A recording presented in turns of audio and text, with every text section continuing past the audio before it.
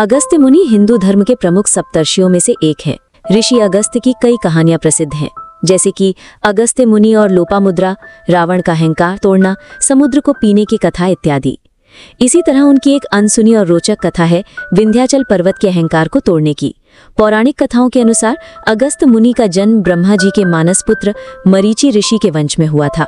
वे महर्षि पुलस्त्य के पुत्र माने जाते हैं, जो राक्षसों के गुरु विश्रवा यानी रावण के पिता के भाई थे। इस नाते वे रावण के चाचा भी माने जाते हैं, लेकिन वे हमेशा धर्म के पक्षधर रहे। वेदों और पुराणों में अगस्त्य मुनि का उल्लेख एक दिव्य शक्तियों वाले महान ऋषि के रूप में मिलता है। उन्होंने अपने जीवन में कई अद्भुत कार्य किए हैं। उन्हीं में से एक है विंध्याचल पर्वत को बढ़ने से रोक देना।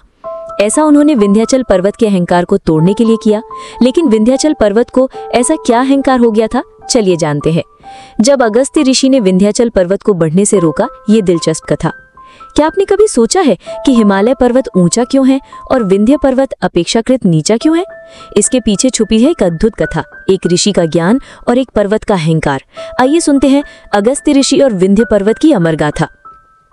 प्राचीन काल में विंध्य पर्वत दिन ब दिन ऊंचा होता जा रहा था। वो सोचने लगा, हिमालय से बड़ा बनना है, देवताओं से भी ऊंचा उठना है।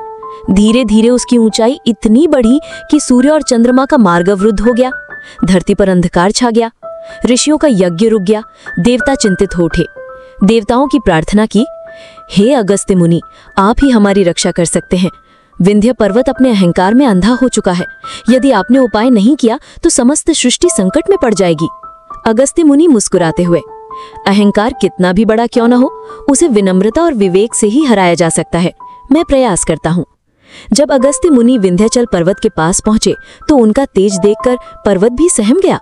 मुनि ने कोमल वाणी में कहा, हे विंध्य, मैं दक्षिण भारत की यात्रा पर जा रहा हूँ। आप कृपया थोड़े नीचे झुक जाइए ताकि मैं सरलता से आपके पार जा सकूं। विंध्य पर्वत, हे मुनिवर, आपकी आज्ञा सिर माथे पर। जब तक आप लौट कर नहीं आते मैं ऐसे ही झुका रहूंगा। अगस्त्य मुनि दक्षिण की ओर चले गए और फिर कभी वापस नहीं लौटे। विंध्य पर्वत आज तक उसी वचन के कारण झुका हुआ है। इसीलिए हिमालय ऊंचा है और विंध्य पर्वत अपेक्षाकृत नीचा है। ये कथा हमें सिखाती है कि अहंकार चाहे कितना भी बड़ा क्यों न हो, उसे ज्ञान और विनम्रता के आगे झुकना ही पड़ता है। अगस्त्य मुनि केवल एक ऋषि ही नहीं, बल्कि उत्तर और दक्षिण भारत की संस्कृति के बीच सेतु थे। अहंकार हमेशा पतन का कारण होता है। विनम्रता और विवेक सबसे बड़ी शक्तियां हैं। ऋषियों की तपस्या और ज्ञान से ही भारत की संस्कृति संतुलित रही है।